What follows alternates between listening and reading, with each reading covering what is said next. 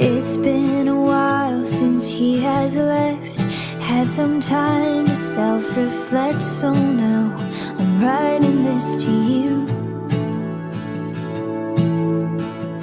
I'm really sorry in advance for every time I have to ask you if you might have changed your mind. And baby, does it make me crazy?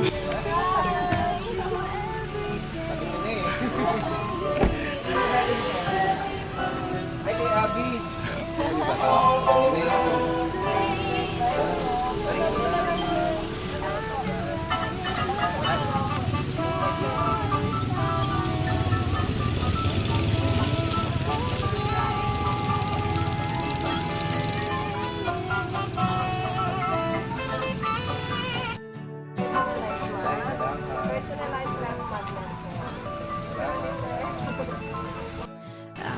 Naligaw kayo, no?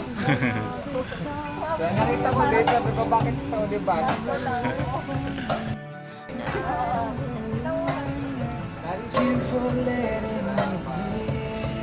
Okay, picture po ulit. Dahil pa ko lang ni Abby, ah.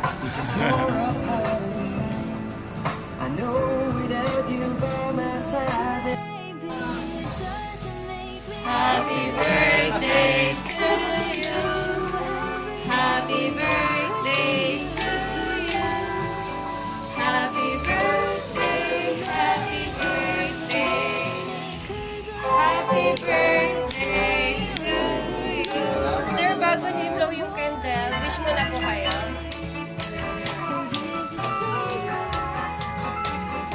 Yay! Happy birthday po! Sir, message mo na lang, sir, sa best friend mo na surprise ko sa'yo. Uy, Abby, dahil mong pakulo, ah. Gulat ako. Salamat, ah. Maraming salamat. Ingat ka dyan. Salamat. Kita-kits soon. Salamat, salamat.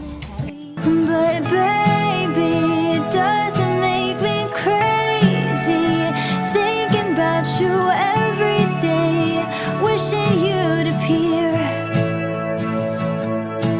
And maybe I'm losing it 'cause lately I've been writing love songs to a boy without a name.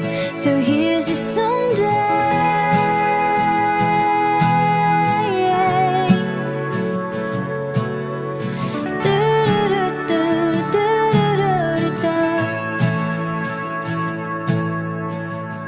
I know I got a lot of stuff, and honestly, it makes me terrified of showing it to you. But my best friend always says that if you're right for me, you'll never leave, and I'm hoping that it's true. So baby,